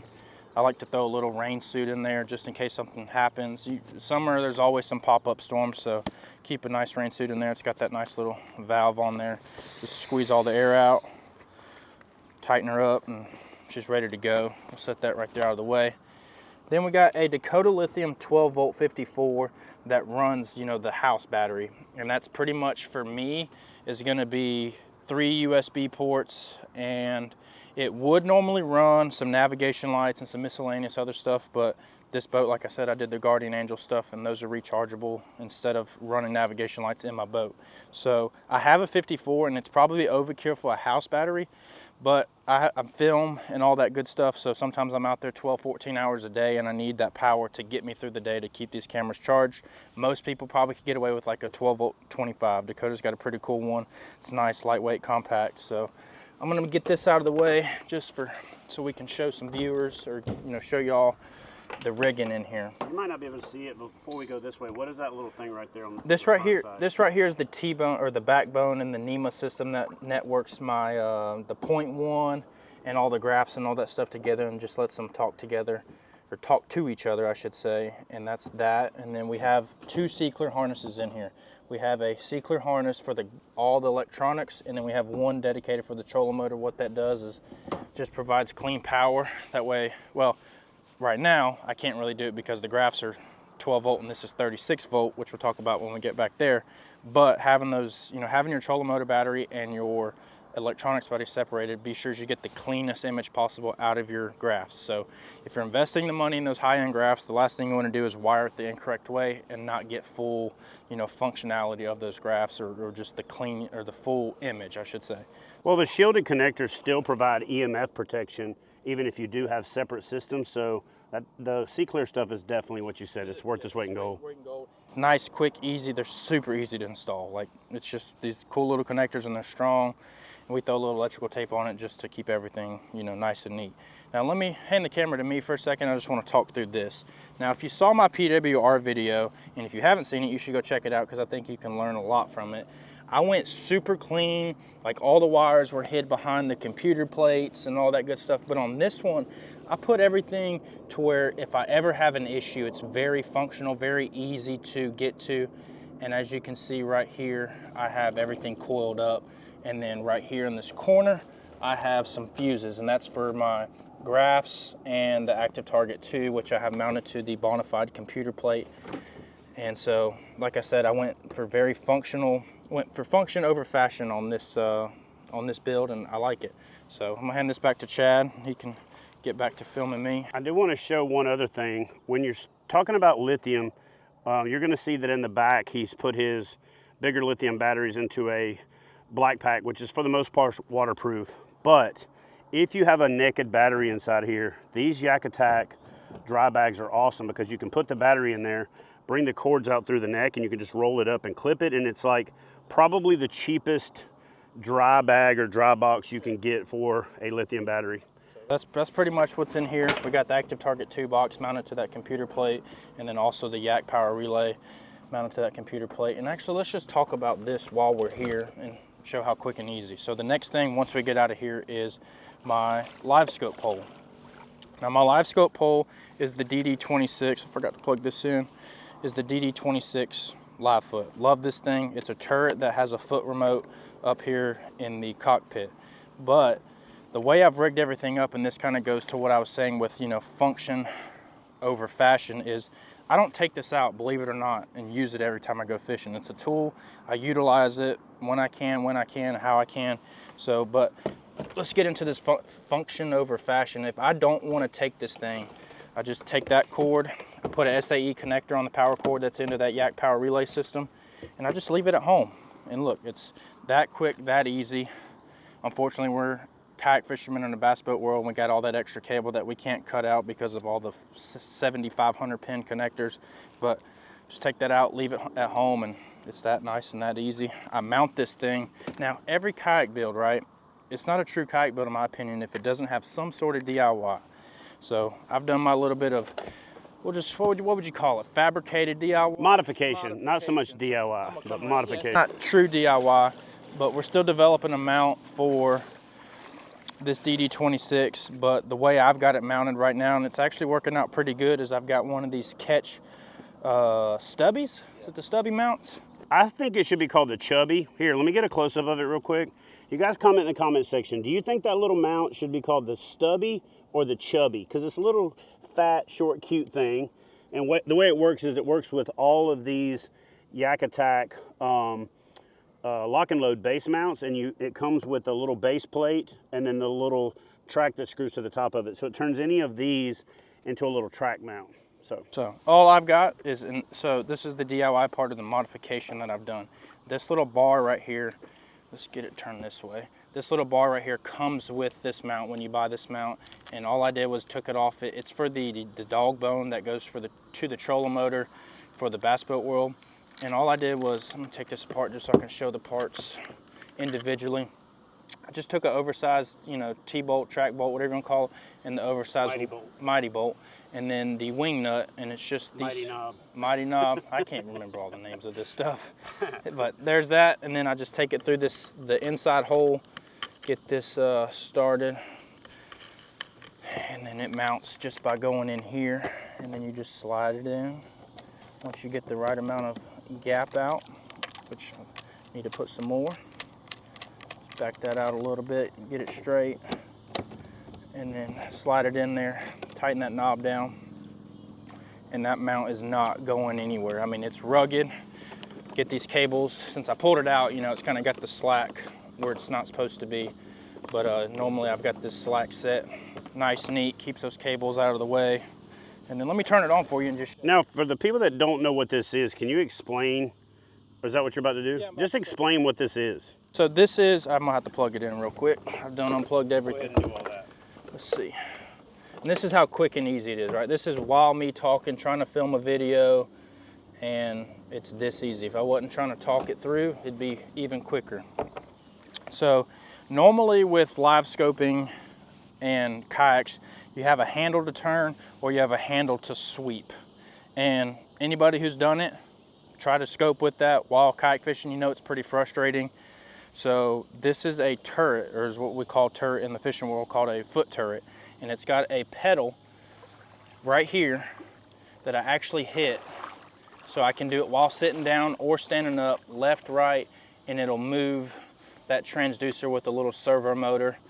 Another cool thing about this live foot though, and this backpack or this sideline bag of my miscellaneous stuff, it's actually got a three-way switch between that foot pedal and this little switch. So if you end up in a situation to where you want to give a hip a rest or whatever it might be, or you just want to use this instead, it's got a little remote that is, it's three-way, so I can turn it right with this one and then turn it left. So it's not like you have to pick one or the other. It's both, so they're both connected at the same time. True three-way switching. So that's... Hold that up real quick again. I actually saw a guy put this on a wristband and he had it on his wrist. So now when he was fishing, he's doing the minnow thing, and he's just reach up and hit the turret with his hand. It was actually pretty damn cool little concept. A lot of times I'll stick this in my pocket and then I'll face the keys out and I can just hit it through my pocket.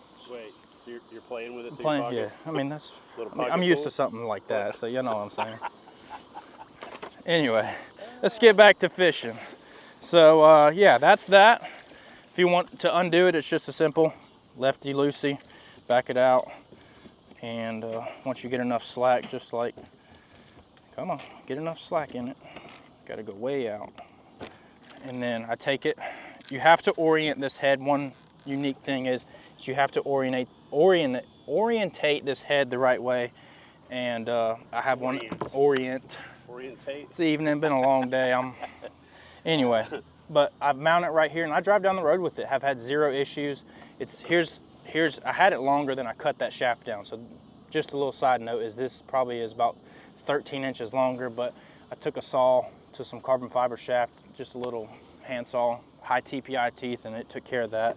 And all it is mounted right here is this exact thing. It's just a Yak Attack paddle holder, and then you just buy this little extra holder, and this little bungee goes over and hooks in, as you can see right here.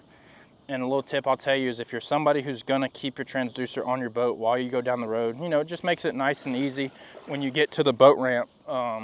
It's one less thing you have to do is be sure your transducer is facing away from your truck, because your truck's throwing rocks. Most of your debris is hitting this way, so you don't hit these, these sensitive transducers with all those crystals and stuff in there. So I think that's enough on talking about the cheater box stuff. Next thing up is going to be the captain's bridge that I have mounted up here, and it's just a 32-inch captain's bridge. Drilled 2 holes, that way I could be able to mount it to the 2 tracks up on here, and it's very simple, very easy to do. And the thing that I have mounted to it is my graph holder. This is the Millennium double graph mount. I really love this thing, and I'll just go through why I love it. There was a couple different options that I was going to pick when it came to this graph. We'll talk about it in a second, why I went with a telescoping mount on this setup, but here's some features I love about this mount itself. It's just so much adjustability to fit you. So it's got this access to move. We have, once you lock that out at a certain level, you can move this axis. I actually caught a fish this year, and it was more for show, just to, you know, be funny, and just I could or wanted to take the risk. Actually was fighting a fish. It was a pretty good fish actually, and I just, you know, pushed this out of the way, climbed on this deck, did some fancy stuff. Y'all see a clip of it right now. I'll throw it up on the screen. It was just to have some fun catching a fish. Yeah. I don't know why I did it, but I did. But I know why you did it. It's because all the comments saying you can't move around in that boat with yeah, crap. Yeah, so you did it just to I did it just to have fun. Another cool feature about this thing is the telescoping, which we'll talk about here in a second. It's a lot easier when you're in the boat. It's hard to get the leverage, but y'all get the gist and the drift of it. And here's the two favorite things that I love about this thing is, you see this hole that these wires come through to go in the back of your graph? Most of the mounts I saw out there didn't have this hole to go through the back, so you either have to go under the mount, over the mount, drill your own hole. But the Millennium mount comes with the hole put in on both sides, top and bottom, and it's very nice. It comes double like this. Yep, it comes like this, and it just makes it nice and neat and clean. I'm still working on cleaning this wiring up to as clean as possible. Trying to get a sock so I can have these cables individual, but I won't get on that tangent right now. But here's a pretty cool feature about this thing that kind of separates it from a lot of the other mounts out there. Is it's got this other knob up here at the top that will move, once I back it out enough, that will move both graphs at the same plane. All right, now that's kind of cool, because on my setup, I actually have to reach down and adjust these knobs on both sides, on both graphs, to fold them forward, and I have to worry about the cables in the back catching, so I can only get them, yeah, dude. So having the ability to just say, hey, I want to take, you know, you have the function or the rigging, just like Chad was saying, of the knobs in the actual graph that come on the mount to change that position. A lot of times I'll actually run my top graph at a little bit more of a slant than this one, but just shows the adjustability to build or to fit your needs, to fit your boat, you know. Anyway, I love this thing, so thank you to Millennium for making this. What I have mounted to this thing, actually, hold on a second. I gotta be honest with you guys, I was really happy with my setup until I'm watching this knucklehead, because that's actually a bomber feature for being able to stand up and just rotate your head. And I didn't think about the fact that you could move the graphs out of the way to be able to actually step up on the deck, because that's something you kind of lose with mine. And I just thought of something that he's maybe going to cover, but I'm going to go ahead and ask it. Can you also just fold the whole thing over? A lot of times, like the graphs are a tool. Remember that. It's just a tool. You shouldn't live or die by these things. And a lot of times I'll use them to find fish, or just go out and not want to use them at all to fish at all. And I can take this thing, and one option is to get the right angle right here and then just slide it to the left or to the right. But you put a lot of weight to one side, and not many boats can handle that much weight to one side. So what I like to do, but this one can. yeah, this one can. So but I like to try to tell people, I know not everybody's gonna have this boat. You can take this thing and just slide it and set it up on the deck, and it's just out of the way. Now let's say put it on the deck, or right, I'm standing up, I want this whole area to myself. I can actually take this, you know, get this tight, and then back to that one axis for both graphs, take this thing and have those graphs right there. That way it's a little bit more forward. I mean, you can even go to the next step. If you're somebody that wants to step up, or you want these graphs further out, take it and extend it all the way out. And it's just, you could also extend it out, fold it down, and fold it over, so now your graphs will be up there by the mount. It's just up here by, it's just so many options to fit your needs on how you want to fish. So y'all be sure to check out that mount. I really love it. But let me get this up. That way we can open this hatch, because I don't really get into this upper hatch much. Some people will say, well, how do you get into that hatch with that thing there? I don't really get up in there. Most of my tackle is here or back there, or I just have it on the rods already from the night before. But up on this. Yeah, he doesn't need tackle boxes, because he's got like every piece of tackle that he could possibly want on all of the damn rods. If I got to get into this part right here, this is like, I'm struggling. I've got to go back to the drawing board. But I just got 2 track pack mounts up here for quick grab stuff, you know. And this one, I don't even know what's in it. That's the Nico shaky head, miscellaneous stuff. Put that in that clip. And this one is just my Oh, talk about that. Do you know I have one of these on your boat? I did. Okay. So this is... Just show them what's in your bag. This is I use it for hooks. Like this is, that's drop shot stuff, quick clips, weights, swivels, all that good stuff. Punching hooks, you know, big jungle hooks for punching mats on Guntersville. Big beast hooks for big swim baits and whatever else. And then some Carolina rig stuff. And then just some extra little, you know, oversized underspins. These things are pretty cool. Got a lot of dividers in them, and then you got even more right up here. Cool thing about this is it fits right in a track pack.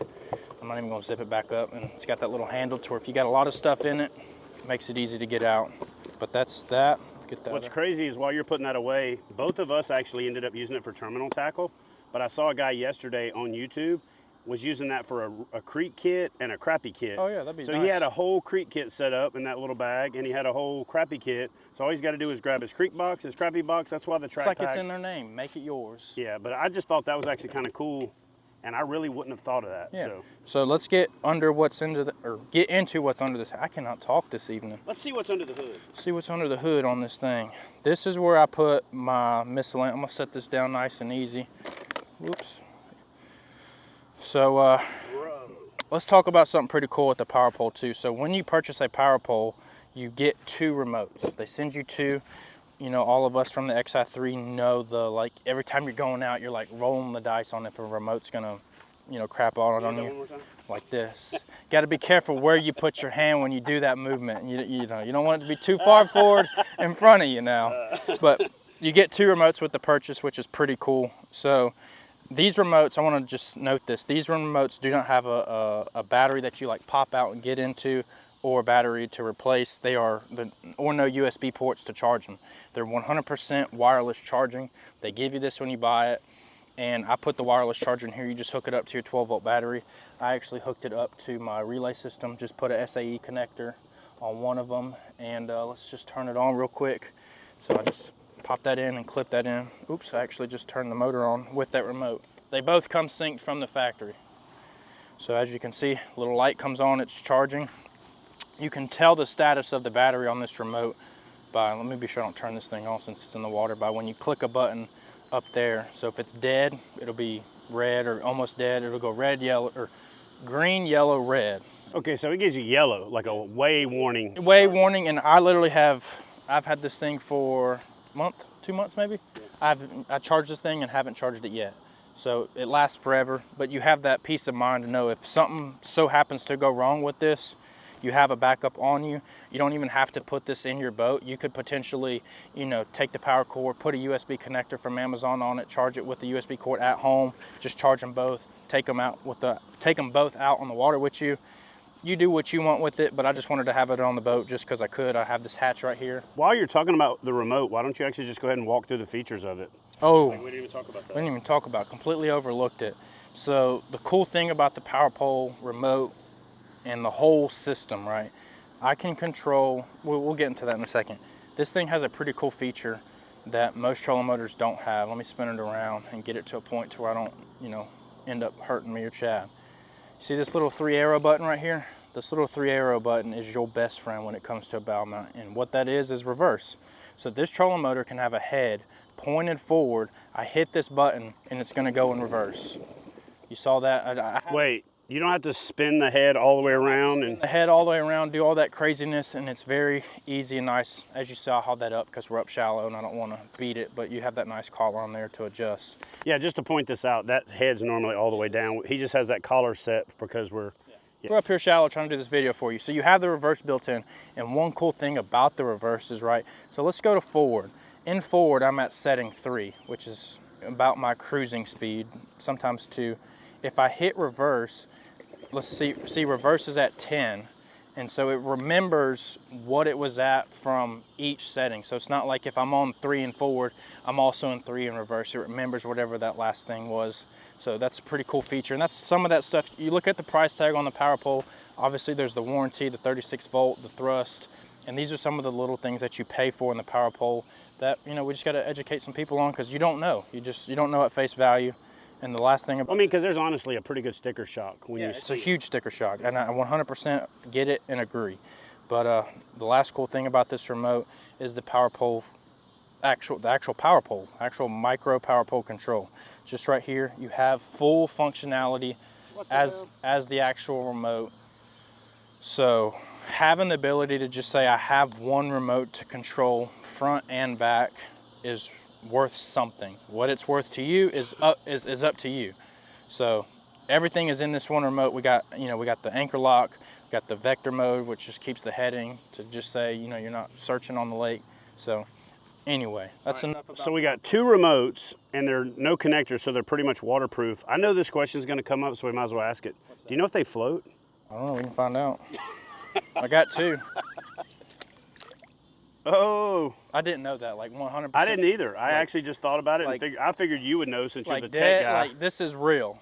Okay, well that's good. Just so I mean, it's black. Yeah. Maybe you could put a little buoy on it, but yeah, so it floats. It floats.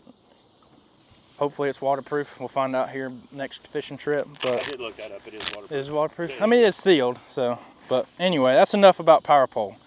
Let's get into some of the tackle storage. As y'all saw on Chad's, he doesn't have much up here, which is fine.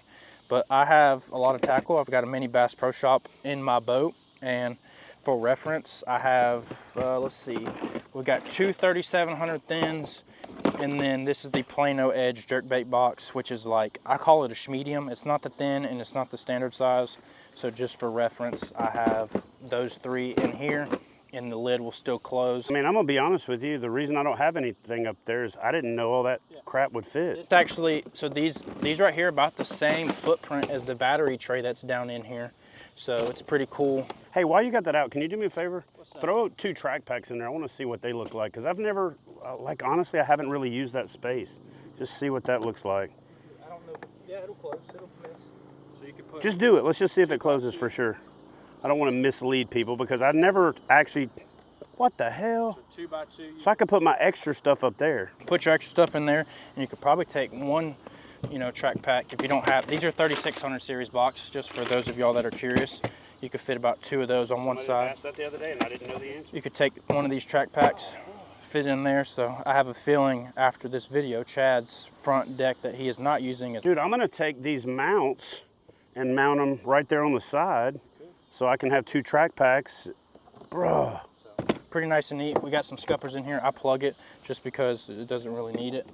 So we got that. 2 3600 series, like I said, 3 3700 thins. And then over here, we just got a little Plano. I think that's also a 3600. Yeah, 3600 little Plano box for my my frog box, or as I like to call it, the fun box. So, because topwater is fun. That is not what my generation called the fun box. Meanings of words, you know, they evolve. So. What gen are you again? I don't know. One of them. What gen am I? Do you know? Whatever the ones the dinosaurs were alive with. Oh my God. Am I X? I think we're Gen X. I think we got the baby coolest boomer? name.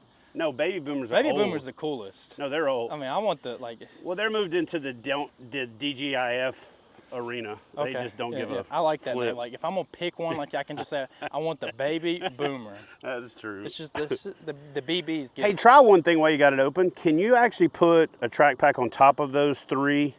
No, that is flush.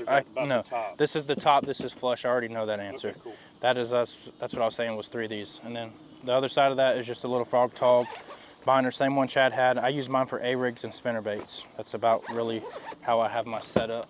And then they both just sit in there like that. And then the power link plate, we almost skipped it. I got a USB port in here for this front camera up here.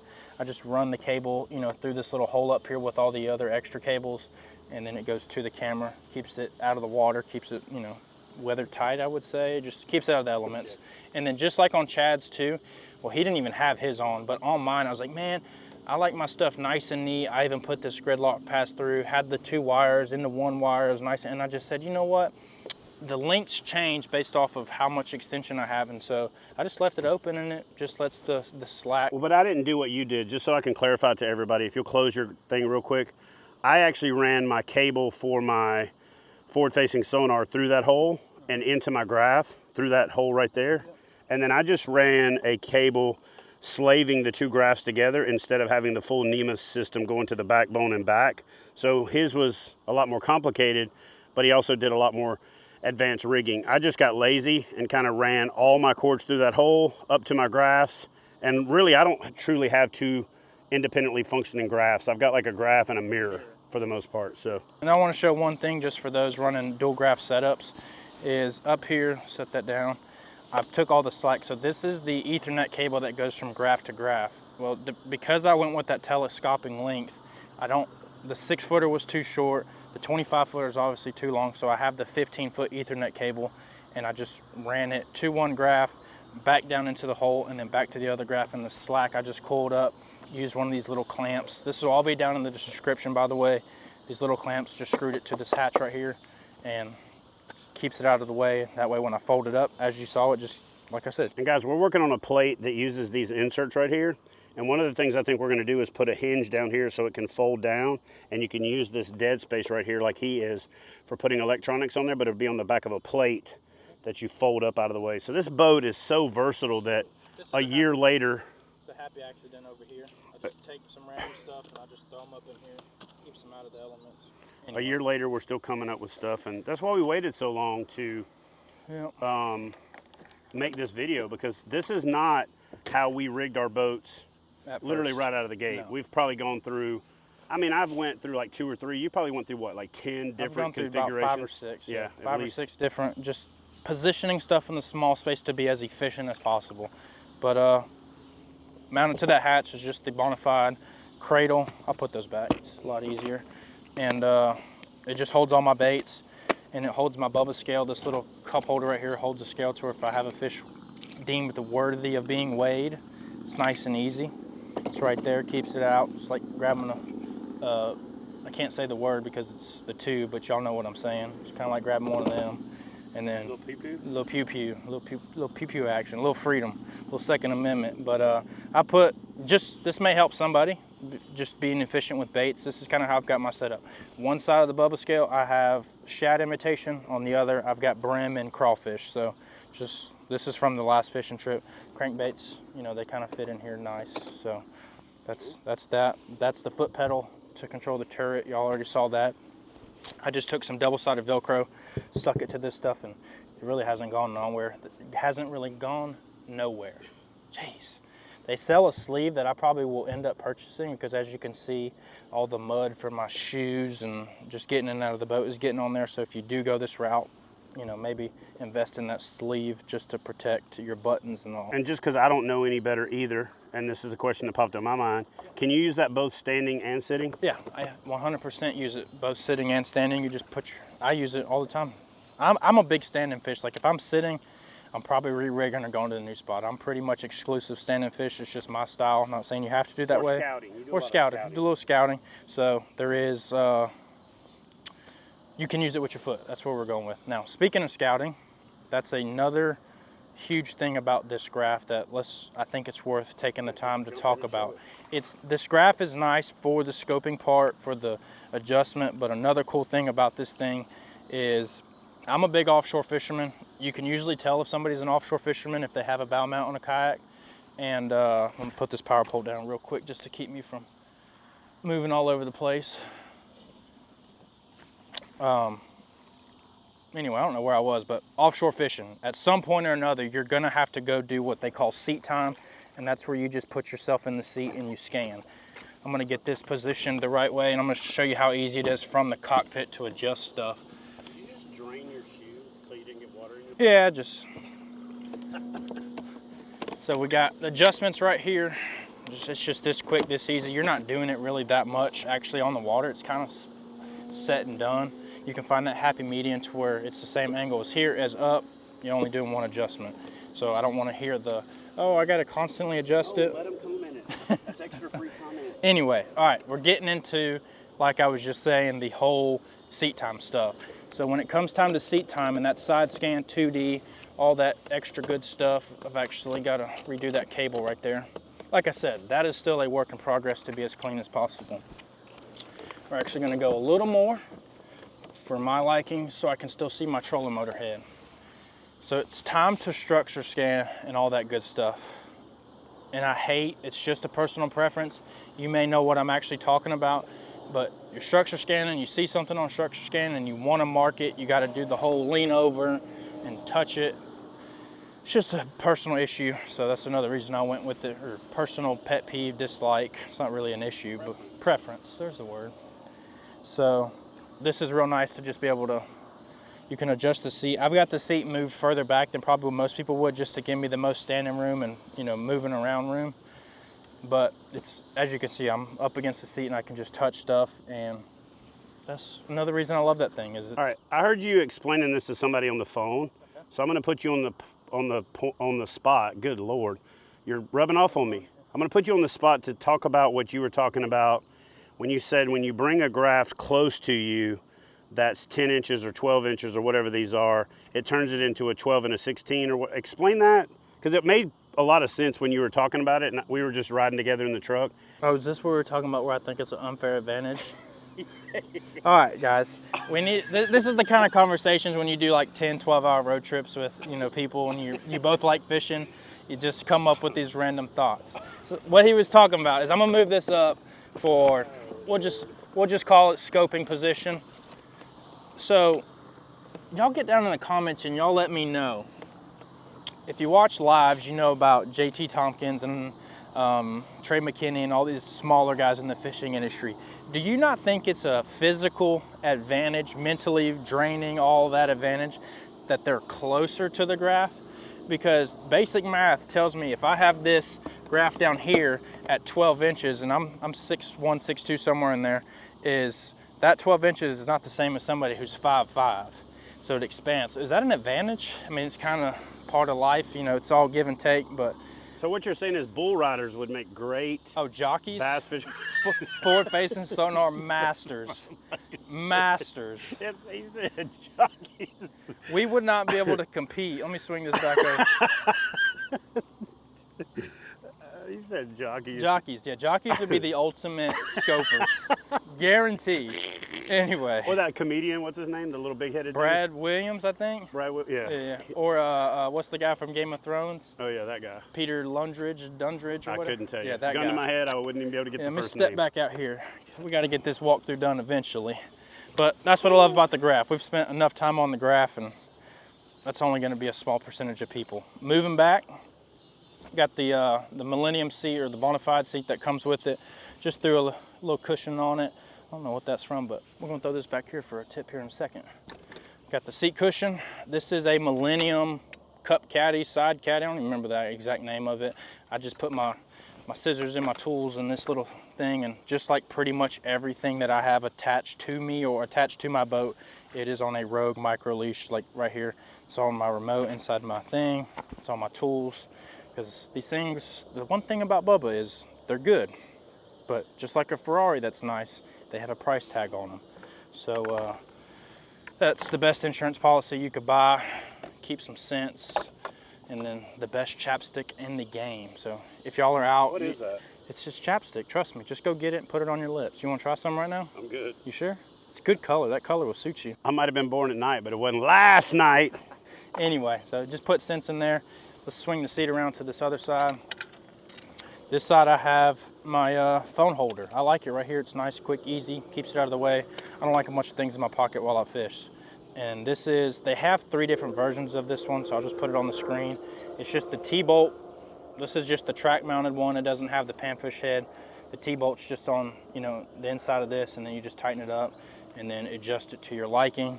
It comes with the phone tethers that just go over the phone, but I don't really like those. I really like the Rogue Shield phone tether that just fits in your phone case, nice, clean, simple, easy. It's got this little tab down here at the bottom. So when it's time to put my phone here, just take it right here, get that clip, get that facing the right way, get that to the right thing, and it's just right there. If I have a phone call, nice and easy. And then also on the side, since we're talking about phones, I've got my my Ketch board. Now I have tried every version I can think of, every scenario I can think of to mount this thing to be as efficient as possible. And for me, it's just sticking it under the seat, just like Chad. You can actually see right here, this is from me experimenting. I have the parking pole holders just like I did on the Power. Left them there, put it there. Didn't really like it as much. So it just stays under my seat. I've got it clipped just with some paracord and a little carabiner just to keep it from, because this don't float. Oh, come in here close. do yourself a favor, yourself, the tournament director, everybody involved when it comes to tournament fishing. Do not let your board get to be like mine. You see this right here? See how you can hardly see the lines and it's dirty? So if you get your board, if your board gets to this point, wash. Don't even let it get to this point. Wash it. It's easier to see the lines when you're trying to submit fish for the tournaments. It's easier on the tournament director, etc., etc. So that's my little soap opera for the. But yours is that dirty because you use the cheater box and all the fish just jump in and land on it. So I set it right here like this. If they just jump in and land I turn it on, they jump in, they lay themselves. They don't move, they don't kick out at all. They even take the photo for you They too, take right? the photo, yeah. Then they go get their buddy and say, hey, jump up there and get your photo. And it's all 22-inch plus, nothing under 22. So that's that. Got this little, same thing Chad had. I love this thing for mainly your bigger clam style baits, but you could put whatever you want in it. It's nice, neat, easy. Got a couple extra chatterbaits, jig heads, stuff like that. But I just keep this under my seat as miscellaneous. Actually fits in my deck system pretty nice. So that way I just, when it comes out, I just. Does it actually fit in there? Yeah, it fits in the regular size drawers. So you just stick it in there. When it's time to go fish, you just grab that handle, pull it up.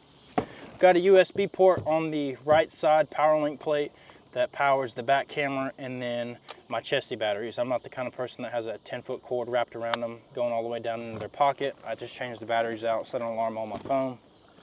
That's that. In each corner on each side, I've got the rudder, deploying stow cables. I didn't even put the knobs on them because the things about knobs and plastic is it's loud. I just tied a double overhand knot. That way it couldn't pull back through.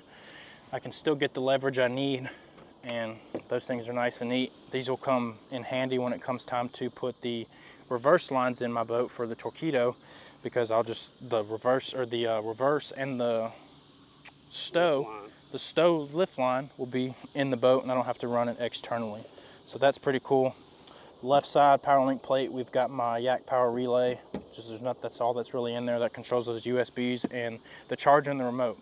Back to the remote charger for the power pole. I didn't wire it directly because I didn't want it to just constantly be trying to constantly trying to charge. So I put it to where I could just turn it on to charge it, and I just keep an eye on it. It's very simple, very easy. On that side of the boat, we've got, well, let's just start on this side, then we'll go to that side and it'll kind of make a lot more sense. On this side of the boat, we have the Side Stage Pros. If you've watched me at any time, you know I really love these things. It's nice, easy, allows you to carry more rods. Love this thing, love the locking features of them. I don't need to spend too much time on that, but I do want to talk about something real quick. Chad called me out on it, so I feel like it's my time to defend myself. He puts his paddle together on the front. I've got mine here on the back on these paddle holders, and I don't want people to see my boat do this and somebody end up in a situation and I have to feel consciously responsible for this. You are an operator or captain of your own vessel. So if you're in a high populated area or there's just a lot of people going around, take your paddle. This thing doesn't only hold rods. This thing will actually hold a paddle amazingly.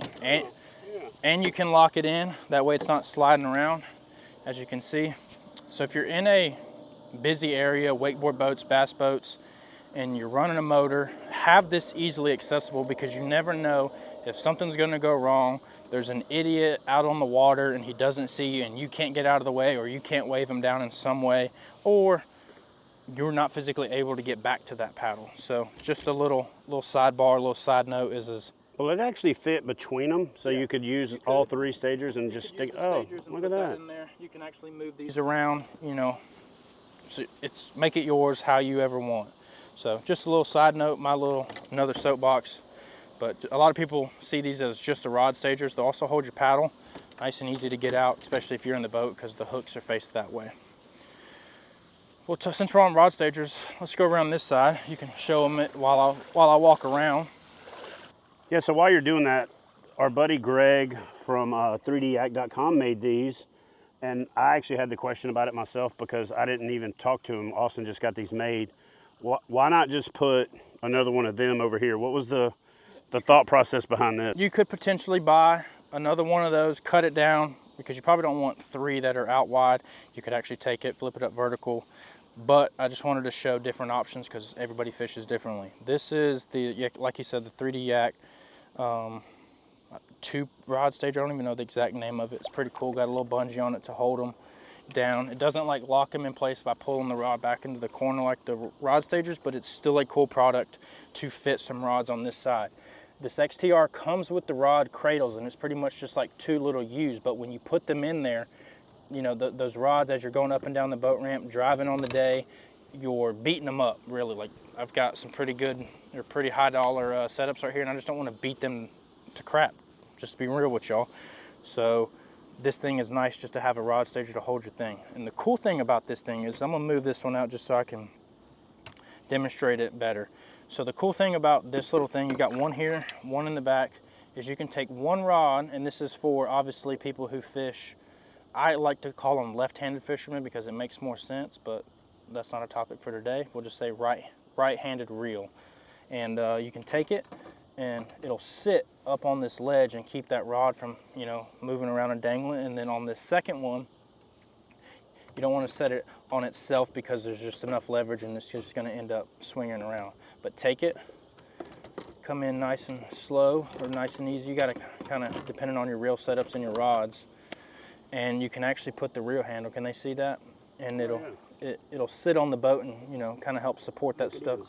You can slide it back. Just depends on your setup, your reels, the size of the reels, and the handles. So pretty cool. And it's out of the way if this is the side you land fishing. Out of the way, nice, clean and simple. Next right here we got, you know, just the net. We won't get into it. Let's get into it. I don't really want to. It's kind of. Here's just another little tip for y'all. If you run your net like this, especially on this boat, because you're so compact, it's like a fighter jet almost. Do not put exposed treble hooks on the same side as your net. Like over here, I like to run my crankbaits like this, to where the crankbait's just nice and easy, pull, unhook, and get to fishing. But if you put this setup like this in this rod holder on the same side as your net, because I've been lazy and haven't put the AR rod tube, like Chad tells me to lock this thing in one way, what's gonna happen is this is gonna swing around eventually. It's gonna grab that hook, grab a handle, and then you're gonna be like me about a month ago, maybe 2 months ago, I don't remember when it was. You're gonna be fighting a fish, you're gonna go to grab your net sitting in the seat, and you're gonna do that right there. And when I had the scenario I'm talking about, I was actually fighting a fish, and as you can see right here, it's just not a good thing to happen. But when I did it, I threw the rod, or grabbed the net, and it threw the rod in the water, and while I am fighting a 5.5, 6 pound fish, 21 3/4, I had to fight one fish sitting in the seat, make a conscious decision to jump in the water, get wet, or lose one of my nicest combos that I have for cranking. So, won't get into the full story, but anyway, just a little side note. I will just say I was on the other side of the lake, and I hear, "Hey! Hey!" And I look over, and I don't even see him in his kayak. And I don't got good eyes, I'm old. I took my phone out and zoomed in, and I could see his hand sticking up above the kayak. He was in the water with one rod in his hand, fighting the fish with the other hand.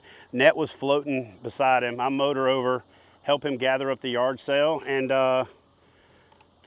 still landed the fish. Knucklehead still landed a 21.5, 21 3/4 inch, 5.5, 6 pounder. Just a little side note, as you can see, no hooks on this side. If you do have a treble hook like a spoon, because spoons are great baits to throw, just be sure that they're in, they're not exposed. Just a side note to save you from a hard lesson I had to learn the hard way. Up here we got the back camera that captures that pretty cool angle from the back. It's just a Yak Attack boomstick. Got a oversized power cord that goes all the way up to under the seat. And yeah, we'll kind of work our way back around to the middle point. Got the transducer mounted back here. Got it to where I can fold it up when driving down the road. Get the right amount of tension and tightness to where it'll hold, but you can still move it. You do have to drill some holes. We're trying to work on a mount with Ketch right now that you mount to the existing plates, and then every transducer can mount to that. But right now you kind of just to clarify, you have to drill holes in the transducer base, not in the boat. Yeah. And the transducer mount, because the spacing doesn't really work out, it's pretty easy. Just stick it up there, mark 2 holes, but I get it. Some people are. I would highly recommend putting a bungee loop on there, or one of them bungee balls, just to hold it up, just in case it loosens up.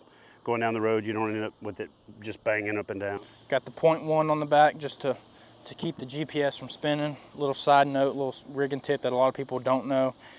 Try to get this .1 as close to your transducer as possible. That way you get the most accurate reading when you're dropping points or dropping waypoints for brush piles or schools of fish or stuff. Little side note, got this is the SS rudder, same one that went on the SS 127s. We're working on right now.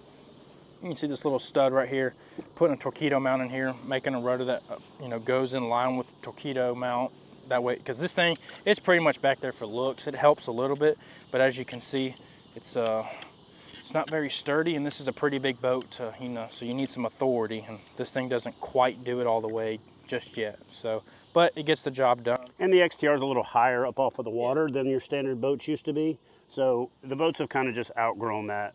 And we're gonna make a rudder that drops into the torpedo mount. So nice and easy. Yep. On the back, so I have two different setups back here. We've got the Power Pole Micro mounted to the the Bonafide, the side plates, and where was I going with that? We got the side plate mounted, and we got the anchor here. Something that's cool about running an anchor off the back is if you pull up into a pocket and the wind's blowing up into that pocket and it's too deep for a power pole, or you just don't want to constantly be hitting reverse, turning the trolling motor head around, you just drop that anchor, it'll go to the bottom and it'll lock you in place and hold you. You can fish and catch every fish in that pocket. I don't usually take both of them out at the same time.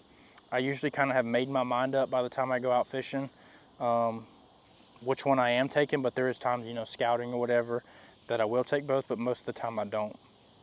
Got right here mounted to that side plate is the Guardian Angel, just this little pole right here with this little bracket. This is pretty cool, like this thing. It has an adhesive mount with it, but it's adhesive, so we know that's not foolproof, so I just took 2 screws, went through the 2 holes that you can mount this with to some track mounts, just for some extra security so it don't end up going down the road. It's pretty cool that you can undo this right here, slide it down in here if you want, traveling, or you don't need it to, it fits in between. Everything nice and neat, but you can rig that up how you want it. Like I said, this little mount can go to a track mount, so your boat probably may be better on a track. But since I have these paddles back here, this is where I keep them most of the time. On these are not the stock Yak Attack or stock Bonafide paddle holders. These are actually Yak Attack paddle holders with the little bungees. It's direct fit, direct replacement, so you can slide that in there, and it holds the paddle pretty well. Like, it probably ain't going anywhere, but I drive down the road with it, and then this little bungee just goes right around there, and I've got tens of thousands of miles like it like that. If your paddle ends up missing, it's probably a you fault. Guys, I want to point out something that, pop that second paddle back out, that a lot of you guys are going to see. If you notice, his boat is sitting really level, okay? I'll come down here. So a lot of people are going to say, man, why would you put the power pole and the anchor on the same side? But like he said, for the most part, he's either going to have that anchor or the power pole. But even with the double setup the way he was fishing the other day, because his battery weight is off center here and off center to the front, he keeps a really balanced load. He just does it so intuitively, he doesn't think about mentioning it, so I figured I'd point that out. You can put the power pole over here, and then you can put your anchor over there to kind of help balance it out, but just make sure that you're always thinking about balancing your load out so you're not cocked off to one side. How you want to fish. Now, power in this beast is the 2 C-clear harnesses. We have the big boy harness for the trolling motor, and then the little boy, the little bit smaller boy for the graphs and everything. They go into the Bonafide, the back hatch, the XTR hatch, a little wandering spider, and then just got 4 Gridlock XL pass-throughs, and they just go into the black pack, and I guess we'll show that part now. I'm gonna move these rods because obviously you don't fish from the outside of your boat, and my boat is set up to be like a fighter jet, like I say. A cockpit. Like a cockpit, and we'll just go through the black pack. Got 4 track packs up here. We'll just go through them pretty quick and easy. Cinco fluke, cheater box, jig head manners, more manners, and some pre-rig drop shots. I'm running low on them, and then crawfish baits. So then we'll get into the short stack. We got just a bunch of clamshell baits. Just all, this is kind of like miscellaneous, like throw and go stuff. that I just kind of, you know, pick up along the way, or just think that might work that day. And then we have the Yak Attack mesh bag that is, like Chad said, 2 layers. Number one thing to put in those is dude wipes. I like the shea butter. Chad likes the, what'd you call them, witch hazel? Man, I'm telling you, so it'll change your life. Maybe we can do a barter. Y'all comment below. I'll give you some shea butter. Y'all comment below, and we'll give away a volume pack of these from Amazon to the winner. We'll just order it and have it shipped direct to your house. Are you thinking shea butter, or are you thinking witch hazel? Witch hazel has got a little tingle to it. Like and a little icy hot. It sounds like shea butter's got a little moisturize. What is it? How you say it? Moisturize. He can't say moisturize.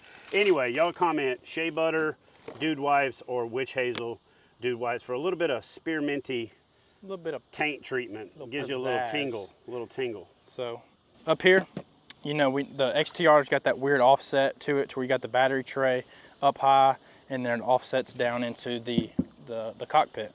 So I just took a rod holder just like Chad. I just put one in the center. It holds it just fine. It holds that front end up to hold all this juice and beauty in here. We'll put a link in the description box too to the short video that we did on how to set your black pack up to take advantage of this drop down and still be able to use your swivel seat. So we'll link that up. In here we have a Dakota Lithium 36 volt 60, which runs the trolling motor. And then I have a 12 volt 135 amp hour that runs all the electronics, which is a HDS. We didn't talk about it, but we got an HDS 10 and an HDS 12 Pro up at the front. Then we have active target and the 0.1. That's all on the 12 volt 135. You could probably get away with a 60 for most people, but this battery is leftover. This is the battery I had in my power, so I'm not leftover. It was in my power, so I just moved it over to here. So that used to be your trolling motor battery. Just right? to be my trolling motor battery. So just for reference, you may not need a 135. 60 is probably going to get most people through a 9-hour day. But like I said, some days I've got 12, 14-hour days on the water, so I just need all that power, all that extra amp hour to get me through the day. We've got 2 C-clear harnesses. As you can see, they just come through in here nice and neat. It's pretty simple. And these little clamps right here, and we're gonna do a video on this later, but these little clamps right here, and I'll show a screenshot of them or something to show you what cable clamps. These are the best things that we have found to run your cables nice and neat, keep them in their place, and you can see it all the way around. I have it literally everywhere. And if you change your mind, you can just take the screw out like he's done in a couple of places and just redo them because you didn't drill through your black pack. You drill through, you use the grid lock on the inside. Here, let me hold this up for you. What is it? So I can get straight down. Okay. Yeah, there you go. As you can see. Well, talk to him about how you got your charging system set up, your whole... The charging system, I didn't really go with a multi-bank, mainly because I ran out of space, and then also I didn't want to take this space up and put a multi-bank in here and go through here like I've seen some people do, which I think is awesome, but I like to take tackle. I just took the pigtails for your chargers, and I put them to each battery. You have to be really careful because one's 36 and one's 12, but it's very easy. Like, I just have in my head the thicker 12 volt is the bigger wire and the 36 volt is the thinner wire, and that's because the higher the voltage, the less amperage it takes to charge. If you're old like me, you could just take a Sharpie and write 12 and 36 right on the Anderson connector. And then right here we have a smart shunt. This smart shunt, actually, I'll go out on the water and show y'all this too at some point or another, but let me start the screen record for y'all. The smart shunt monitors the 36 volt 6.3 battery that runs the trolling motor, and the cool thing about it is... Here, just show it. I think we can film okay. it. Okay. The cool thing about it is when I come in here, I have this smart shunt, and it automatically connects once you connect it. Once I pull this up, it connects, it gets its battery readings. It'll tell me what the voltage is. Now I haven't... Well, yeah, no, that's right. Yeah, so tell me the voltage, the current. I was trying to be sure I had the right smart shunt and what the one from the power. Tell you your current, it's real readings, so watch this. We're not anywhere we're gonna hit the prop, are we?